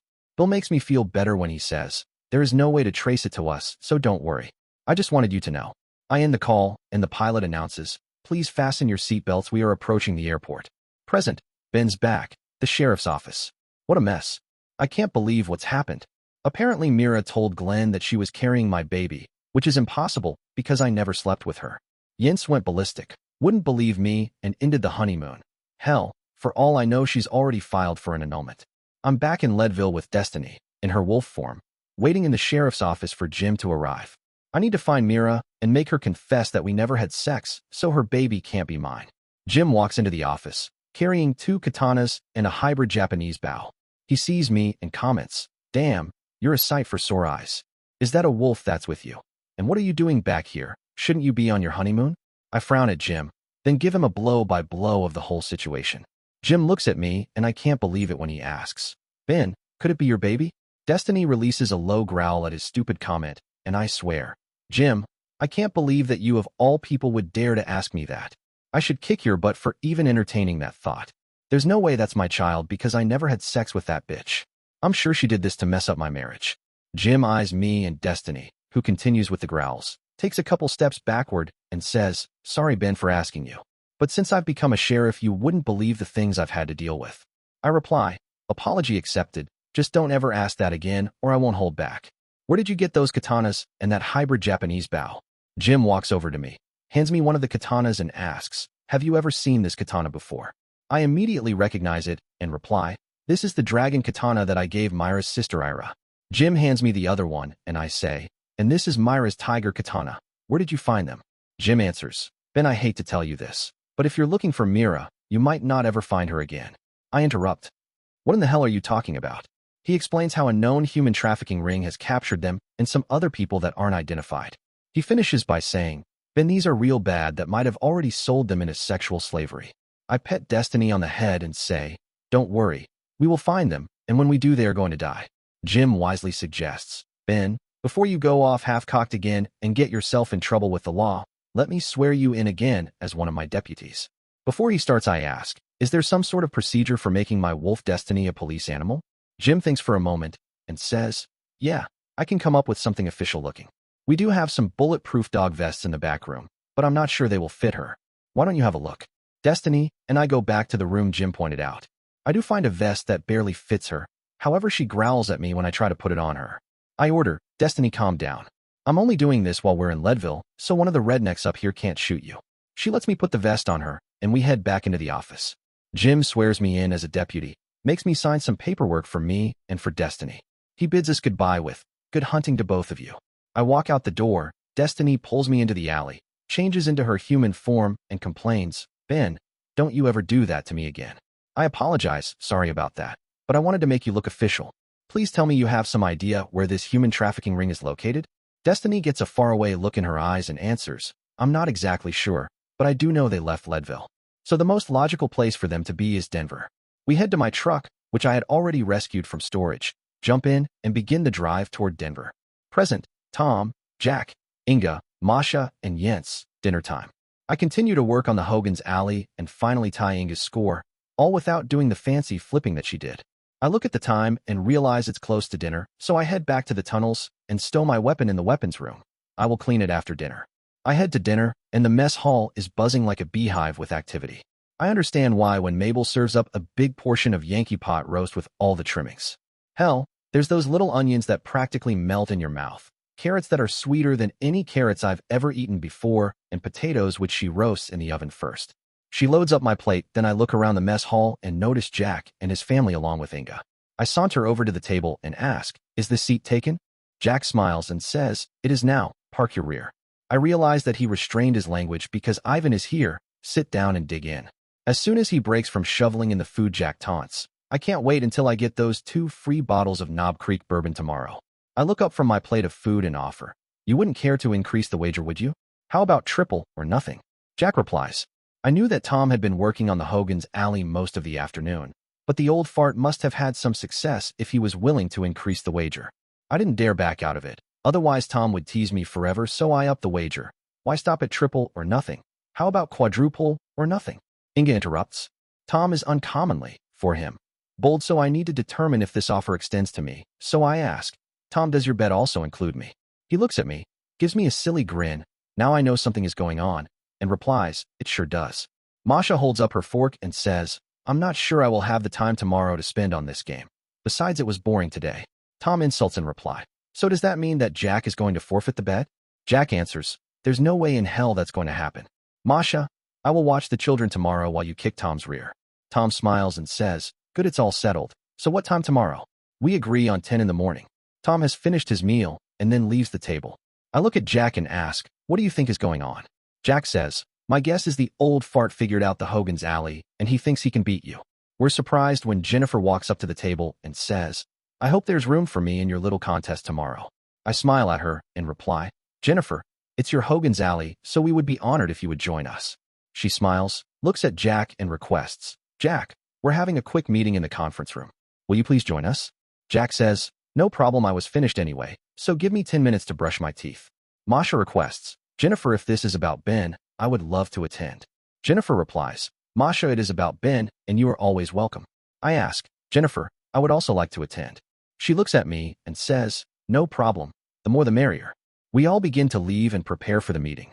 Present, Jens, Jack, Masha, and the cabin team, after dinner meeting. I call an after dinner meeting with the team because I am flummoxed by a happenstance this afternoon. I patiently wait. Finally, everyone shows up and I begin. This afternoon, I was in Denver with Liz and Bernie. When I went to get my Jeep out of storage, we found Ben's truck was missing. I checked the video feeds of the storage building and Ben was there and took his truck. So somehow Ben has arrived back in Denver and we weren't able to detect it. Any ideas on how he got back here? Jack says, my guess is he bought a ticket using cash. He always carried a big wad of cash with him. Masha concurs. Yes, that is the only logical assumption. I ask Gretchen, who is already on my fecal roster because of the server room snafu. Gretchen, is there any way to track Ben's truck? Gretchen looks down and says, sorry, Jennifer, his truck is too old and doesn't have that capability. I pose a question. Okay, what are your best thoughts on where Ben is going? Everyone seems to have a conflicting thoughts. Then I get an idea. I look at Inga and ask, Inga, can we pull the SIFs in on this and have them watch for Ben's truck? Inga replies, certainly, Jennifer. I will contact all the teams as soon as the meeting ends. We throw around some other half-baked ideas, but nothing really sticks. I close the meeting by saying, I know I really messed things up, so I really want to find Ben and make things right. Everyone begins to leave the room. Inga comes up to me, and I'm surprised with what she says. Flashback, Ben and George, the butter bar, spotter training, and other things. George proved to be more help than hindrance, and in some ways he was better than Jack. He had a hell of a good eye and spotted insurgents even when they tried to hide, then would identify their location in clock format. As an added bonus, he didn't give me near the shit that Jack gave me. We cleared the southmost side of the building and were getting ready to move to the east side when the captain yelled from the north side, which we had already cleared, "Sergeant Blaine, get your butt back over here. We're under attack." George made it to the north side of the building first and yelled, "Ben, hurry. We have 3 waves of the insurgents headed toward us." I made it to the north side of the building, and George was right. This was an all-out charge on our position. I set up with my rifle and began to kill the scumsuckers, but there were so many of them I knew I would need help. I yelled, "Captain, we'd better get the rest of the team over here." The captain came over and said, "Christ, where did all those scumsuckers come from?" Instead, he brought the rest of the squad over, and when the insurgents were in range, they began to take them out. George was beside me, so I suggested, "George, the captain made a mistake in putting the entire squad here. Please check the other side of the building to see what's going on." George listened to my suggestion, jumped up, and then he yelled, "Captain, the other sides of the building are even worse. The insurgents are even closer." The captain swore, "Those sneaky scumsuckers." He divided up the squad and deployed them to the other 3 sides of the building. George came back beside me and asked, "Ben, how did you know?" I had switched to my M4 and replied between shots, "Hell, it's what I would have done, and it only makes sense." George expressed concern. "Ben, I'm not sure that we're going to survive this." I shut down his negative thinking. "Listen to me, George. Don't give up. We've only begun to fight." I did decide I needed to make some suggestions to the captain, so I took off to find him. He was busy swearing at the squad when I came up. I suggested, "Sir, perhaps we need to get the AC-130 back here before we're overrun." He gave me a dirty look and said, "Sergeant Blaine, if you were killing these scumsuckers instead of flapping your mouth at me, we'd be fine. Now move your butt and start killing these scumsuckers." I was fuming when I moved back by George and said, "Hell's bells, there's one born every minute. The captain isn't going to call in any air support." George asked a hell of a question. "Ben, do you think I should bypass him and call in the air support?" I was shocked at his offer, thought a second, and advised, "George, you can't do that because it will ruin your career. It's better if we document this and go to Colonel Maggie when we get back." George earned some more respect when he pulled out a mobile phone and used the camera on it to document what was going on. The captain came over to give us another ration of shit, and finally one of the scumsuckers got lucky and bounced a round off his helmet. He fell to the ground. I looked at George and suggested, "Now would be the time to take over and call in the air support." George began to call in the air support while the rest of the squad cheered. I was not surprised when no one went over to the captain to check on him. I suppose the rest of the squad felt the same about him as I did. George commanded, "Marines, hold your positions. We have an AC-130 coming in 5 minutes." Another cheer went up from the squad as George came over and suggested, "Ben, I know you don't want to do this, and I don't want to make it an order, but perhaps you should check the captain." George was certainly right. The last thing I wanted to do was check on the pain in the butt captain. But because he asked me and didn't make it an order, I jumped up, grabbed my UOP, and knelt beside the captain. His pupils were both equal and reactive, which was a great sign. There was also no blood coming out of his helmet, so I assumed the AK round came from far enough away that it didn't penetrate his helmet. However, the blow was enough to knock his butt out and probably gave him a concussion. George was moving around the rest of the squad and motivating them, so the last thing we needed was for the captain to wake up and take over the squad again. I made a medical decision and medicated the hell out of the captain to make sure he was out for the count. George worked his way over adjacent to me and asked, "How's the captain doing?" I grinned at him and said, "He's lucky as hell and probably only has a concussion. I medicated him to keep him from waking up." George gave me a dirty look and began to ask something when we were interrupted by the chainsaw sound of the AC-130 kicking butt. Flashback, Jack, in the hospital. I opened my eyes. Where the hell was I? A nurse came over and said, "Well, it's about time you woke up." I spoke and it came out in a croaking voice. "What the hell happened?" The nurse replied, "You had surgery and are in the recovery room. You gave us a few worries because of the way you responded to the anesthesia. I will let those who are waiting know you're awake." I wondered who was waiting to see me since I didn't remember Ben coming back with me. It seemed like it took forever, and I was surprised when Colonel Maggie walked into the room. Flashback, Masha, the next day. I practically jumped out of my skin when someone touched me, but I relaxed when I heard Louise's voice as she said, "Masha, I hate to wake you, but I need to get to work today. I know you didn't sleep well last night, but are you okay to take care of Linda today?" I opened my eyes, looked at the clock, and Louise was correct. It was late. I jumped out of bed and answered, I am sorry that I overslept, Louise. Give me 5 minutes, and I will be fine taking care of Linda. I rushed into the bathroom, rapidly took care of my morning needs, and came out. Louise laughed and said, Masha, you are amazing. You spend 5 minutes in the bathroom and come out looking better than when I spend half an hour. Here's Linda, and don't worry. I called work, and we're all coming back here again tonight. Oh, Michael wanted me to remind you that John is coming by today to fix the door. She giggled and added, please make sure you don't shoot him. Louise handed Linda to me and added, I almost forgot. Linda's been bathed and fed, so have a great morning, and we will see you tonight. She left through the garage, so I didn't have to move the couch away from the front door. With that, Louise was gone. I took Linda into the kitchen with me and noticed that Louise had made a pot of coffee. I forced myself to have a cup of coffee, some yogurt, and toast with butter for breakfast. I tried to figure out what to do next when I jumped like crazy because the doorbell rang. I slowly slipped to the front window, looked out, and noticed a van and a man in a repair uniform. I walked adjacent to the front door and asked, Are you John? The man answered, No, ma'am. I'm Fred from the phone company. I am here to fix your phone line. I asked, How did you know I had phone troubles? He explained, A man named Michael called and told us that your phone line was damaged. I wanted to tell you that I'm going to be in your backyard fixing the line. I replied, That would be wonderful. He left. I checked out back and watched as he began to work on the phone box. It was comforting to know that my phone would work again soon. I had finally relaxed again when the blasted doorbell rang again. Still, I jumped just like before. I looked out the front window, saw a pickup truck and a different man standing at the door. I carefully approached the door and asked, Are you John? The man answered with a gravelly-sounding voice, Yes, ma'am. Michael asked me to come by and look at your door. I replied, Give me a moment. I sat Linda on the floor and struggled with the couch. Finally, I moved it and tried to open the front door. The door fell off its hinges, but thankfully John caught it before it crashed to the floor.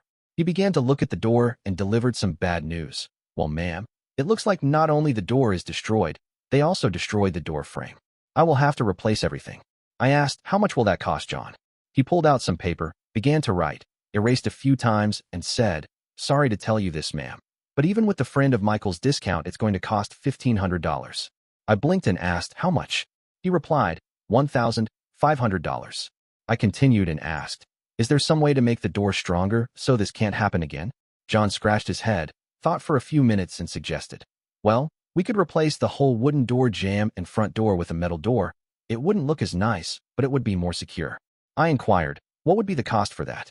John said, Well, ma'am, I would need to check at the building supply store for the cost of a framed metal door before I could give you an accurate quote. Fred, the phone repairman, walked up and asked, Ma'am, is it okay if I come on and test your phone? I nodded my head. He came in, tested the phone, and announced, I'm done, ma'am. I just need your signature on this form. I looked at it and asked, How much will this repair cost me? He smiled and answered, Well, ma'am, I could tell the phone line was cut, and while I technically should charge you, I do recognize you from the news. You're the woman that took out that teenage gang which assaulted the bus riders. To me, you're a hero, and I'm not going to charge you anything. Fred left, and John asked, Good, I can use your phone to call the building supply company and give you a quote. I was distracted while changing Linda as John called the building supply company. When I came back into the kitchen, John smiled at me and said, Good news, ma'am. I talked to the building supply company, told them who you were and what happened, and they said they would not only donate the door free of charge, they were going to deliver it for free in an hour and pay me to install it. I began to slightly cry, and John asked, Ma'am, what's wrong? I fought back the tears and answered, John, everyone is too nice to me. He smiled and advised me, Well, get used to it because you are a bona fide hero. But I didn't feel like a hero, especially after killing the teenage girl yesterday. Flashback, Jennifer and Glenn, back home. As always, Daddy was busy at the BX talking to guys and didn't pay any attention to my purchases, which was good. He would have blown a gasket if he saw what I bought. There were benefits to having your own charge card, even if Daddy did check the purchases I made. We arrived at the house, and I dashed upstairs into my room to hide the merchandise I bought to make Daddy pay for the frickin' princess comments. Unfortunately, Daddy was at the base, so my plans had to wait for tonight. But that was okay because it gave me time to search the internet for more ideas. Daniela knocked on the door and asked, Miss Jennifer, I have more of your clothes washed. Might I come in and put them away? I hid the online searches and the new items I bought at the BX and said, Thank you for knocking first, Daniela. Yes, you may come into my room. She walked into the room with a big plastic tub filled with my clothes. Daniela opened one of my drawers and complained, Miss Jennifer, this is not the correct drawer for your t-shirts. I spun around in my desk chair, smiled at her, and replied, Yes, it is, Daniela. That's the drawer I've always kept my t-shirts in. Daniela continued. No, Miss Jennifer, I moved them to a better drawer. I rudely interrupted. Sorry, Daniela. I prefer the drawers the way I had them. Please do not change them again. I could tell Daniela was upset about what I said, so I tried to cheer her up. Daniela, you have worked so hard today. How about I teach you how to make an American pizza for lunch? Daniela smiled and said, Ms. Jennifer, that would be great. Mr. Jed told me one of his favorite foods is pizza. Did your mother teach you how to make pizza? I laughed and explained, No, Daniela, mother barely cooked at all. I taught myself by getting recipes off the internet. Daniela remarked, I would like to learn how to use the internet. I invited her for some lessons. Well, sit beside me and I will teach you. Once you understand, I will create an account for you on the computer downstairs. I shut down my computer, taught Daniela how to log on to a computer, then how to launch a web browser. Daniela asked, Ms. Jennifer, is there any way to make the language Spanish? I smiled at Daniela and said, Of course, it's easy peasy, and when I create the account downstairs for you, I will make it do everything in Spanish. The only problem will be the keyboard. It's in English. Daniela looked carefully at my keyboard and asked, Ms. Jennifer, where is the N key? I showed Daniela how to access the on-screen keyboard, which showed the N key to be the semicolon on the English keyboard. I looked at the time and said, Shoot, I need to get busy with the pizza. We both went downstairs into the kitchen, and I taught Daniela how to make pizza from scratch. We baked it, waited 5 minutes for it to cool, then I sliced it and loaded up a couple of plates. Daniela took a bite and remarked, Ms. Jennifer, I think this is the best pizza I have ever had. I smiled and replied, Thank you, Daniela. It's much healthier than most pizza because I don't add too much salt. Lunch was finished. Daniela took the dishes back into the kitchen, and I said, I will set up the account on the downstairs computer now. I set up the account. Daniela came over. I gave her the password and showed her how to log into the computer. Then I said, I'm going to head back to my room and do some more research. Daniela asked, Ms. Jennifer, will I be able to use this computer while you are using your computer? I smiled and said, Of course you can. It won't interfere with me at all. I headed up to my room to prepare for Daddy's arrival. What a hell of a day I had. I couldn't wait to get home, have a great dinner with a beer followed by a shot or two of bourbon. I walked into the house. Daniela greeted me and suggested, Senor, you look very tired tonight. But do not worry. I have a big meal ready for you. I asked, Where's Jennifer? We heard a giggle and she announced, Here I am, Daddy, your darling princess. I couldn't believe what I saw. Daniela crossed herself and said, Dios mío. Miss Jennifer, what have you done to yourself? Jennifer twirled, giggled, and said, Well, you always called me your princess, so I decided to dress like one. Jennifer wore a short black frilly dress with white tights under it. Her face was bright white, black eyeshadow, bright red lips with what looked like blood dripping from her mouth, and black fingernail polish. Even her nice blonde hair looked crazy. It had pink highlights in it. I complained, What sort of princess are you? She twirled and giggled again with her response. I am Vampira, Princess of Darkness. Every time you call me your princess, I will wear this outfit. I glared at her and ordered, Jennifer, go change your clothes immediately and get that nasty makeup off your face, or you will not get dinner. She giggled in reply and said, Don't worry, I taught Daniela how to make pizza for lunch, so I am still full. I ordered, Then go to your room and don't come out until you've changed. Jennifer swished up the stairs and Daniela apologized. I am sorry, senor. I did not know Miss Jennifer was doing such an evil thing. I replied, Don't worry about it, Daniela. I am going to make her pay for this charade. Flashback, Alexei, at the laboratory. I didn't wait around as the stupid second orderly opened the door to the psychologist's office to rescue the original orderly, the one I had trapped inside, from Chow Main's attack. I took off running and heard yelling and screaming behind me. Chow Mein was on the loose, but I had an idea. I only hoped that Chow Mein chased me. When I heard her yowl behind me, I knew my plan would work if I could only stay far enough ahead of the devil cat. I made it to the door, checked behind me, and verified that I had the time. I opened the door to Mother's room, stood behind it where the devil cat couldn't see me, and she ran into Mother's room. I quickly exited, slammed the door, bolted it from the outside, and listened to the ensuing fight inside. The veterinarian ran up and inquired, Where's Chow Mein? I pointed at the door and said, She's in Mother's room. He yelled, We need to get her out of there. She killed the other orderly and bit the hell out of the psychologist. The fight noise stopped in Mother's room. The veterinarian looked at me and wondered, Do you suppose that Chow Mein killed your mother? I wasn't sure what happened, but I sure didn't want to open the door. The veterinarian said, I'm going to open the door, but be prepared to run. He opened the door, and I couldn't believe what we saw. Flashback, Todd, on the mission. I slipped up behind the last man in line on the patrol, and my knife found his throat. I dropped him and slowly inched my way closer to the next man. I wasn't too worried they would hear me because of the incredible amount of noise they made. The second man fell under the blade of my knife, and I advanced again. My luck ran out on the third man because he turned and saw me. I fired 2 quick shots from my suppressed pistol and ducked into the bushes right before the rest of the patrol began to fire where I had been. I quickly crawled away from the trail as the bullets passed over the top of me. Dear listeners, please share your thoughts in the comments section below and don't forget to like, share, and subscribe.